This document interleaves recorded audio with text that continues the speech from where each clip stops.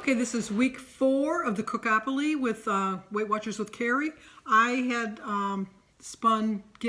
do a Weight Watcher recipe that we could find in the app, and so I had some acorn squash that I was going to have for my dinner tonight, and so I tried to figure out what I wanted to do with it. So I found a Moroccan chickpea stuffed acorn squash.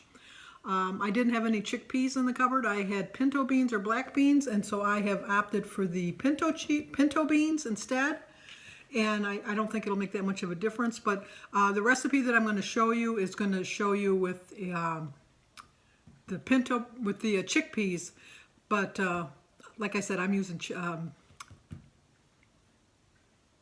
I forgot what I'm using. I'm using the white beans.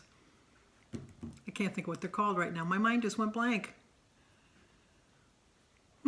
Not a chickpea. Pinto bean. A pinto bean. A pinto bean. I knew it would come to me. I just knew it would come to me. So anyway, this is week 4. The recipe, I had to pick up recipe from the app. I picked a Moroccan stuffed chickpea acorn squash. So that's a mouthful. I'm going to look up the points and I'll let you know. I know on the purple plan it's 2 points, but I'm going to check all 3 plans and I will let you know exactly how many points it is for whatever plan you're on. So with that, I'm going to turn you around and I'm going to show you my ingredients, and let's get started. Okay, these are the ingredients you're going to need for the stuffed acorn squash. It's a Moroccan acorn squash stuffed with chickpeas, but I'm not using chickpeas. I'm going to use pinto beans because that's what I had in my cupboard. I had all of this stuff on hand and I didn't feel like going to the store, so this is what I'm making. You're going to need some salt, just regular table salt, some cinnamon, some cumin. I didn't have that for my recipe last week, but Jim brought it with him up north. I got it home now. I'm using pinto beans, although they asked for garbanzo beans, or chickpeas. They asked for chickpeas, but I'm using pinto beans instead. You're going to need some some unsalted sliced almonds, some olive oil, some Pam to spray your pan, some lemon juice, of course the star of the show, the acorn squash. I don't use garlic cloves, I just use the minced garlic, and I'm just going to measure out a tablespoon of that. And I like a red onion rather than a regular yellow onion, but you can use what you like. And a 1/4 cup of water. What the recipe also calls for, which I don't use, is raisins. I don't like raisins. I call them the wannabe fruit because they want to be in everything. I don't like raisins. And cilantro, and I'm not a fan of cilantro. So other than that, these are all the ingredients that you're going to need. So let's turn you around and get started. Okay, the first thing I did was I washed my acorn squash off. Squashes are hard to cut, that's for sure. So this is how I usually do it. People don't like to be around me when I have a knife. I just kind of work the knife around. I know there's got to be an easier way, but this is the way I do it.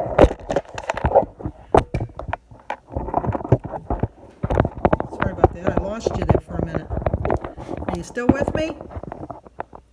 Don't go away. Don't go away.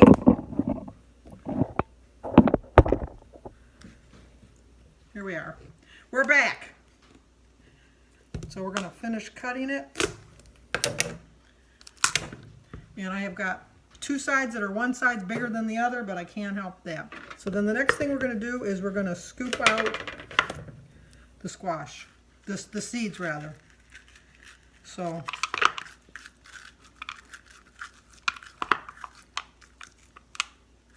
I always season my squash a little bit. I didn't include those ingredients now that I'm thinking about it. But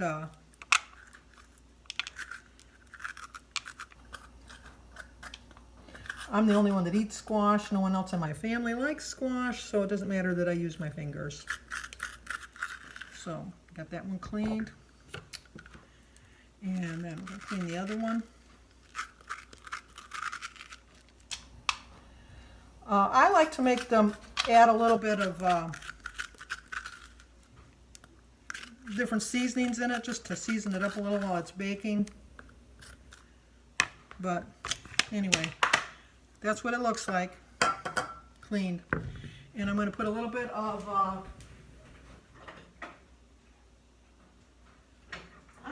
spice it up just a little bit because I'm going to use some chili lime and some bagel seasoning, and just because I like a little, I like to season a lot of stuff.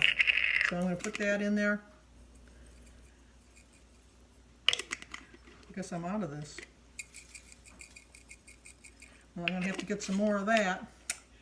And then I'm going to use a little bit of salt.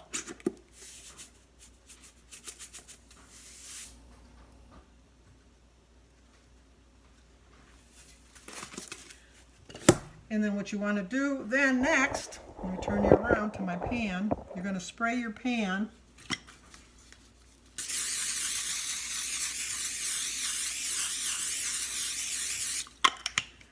and you're going to put your squash upside down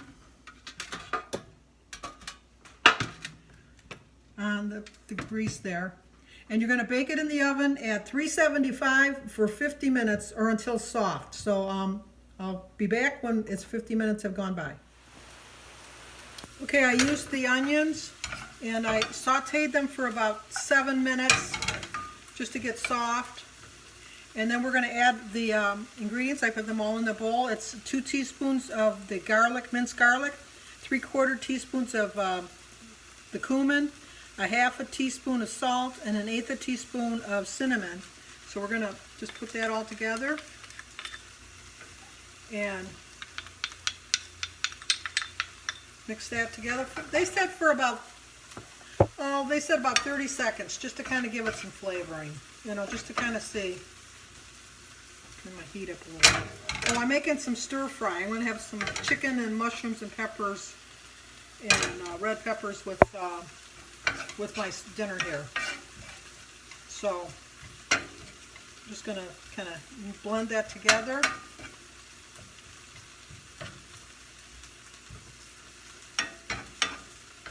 And then what we're going to do is we're going to add our beans. I've rinsed them off, so we're going to add all of the beans. Mix it together with everything else. And a 1/4 cup of water. And it said to let this cook for about 5 minutes. So I will be back in 5 minutes to do the finishing touches. Okay, then it said to use 2 teaspoons of lemon juice. I'm just going to squeeze a little bit of lemon on here, just to kind of give it some flavoring. This is when you would add the cilantro and the raisins also, but like I said, I'm not using those. I'll mix it together. And let's take the squash out of the oven.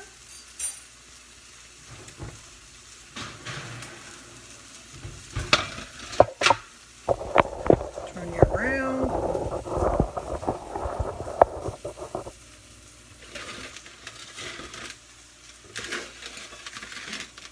And then what we're going to do is we're going to turn the squash over.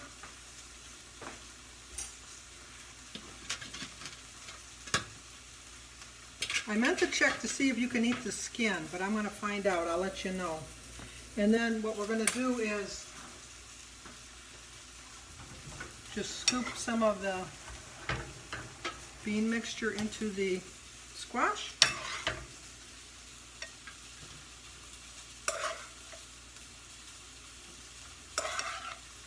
I'm not the neatest cook, I'll tell you that right now. And then we're going to sprinkle some almonds on top. Mine never really look like pictures, but as long as they taste good, that's all that really matters to me. So, a teaspoon of almonds on that one, and a teaspoon of almonds on that one. Yep, you know what? That one's a little bit chintzy.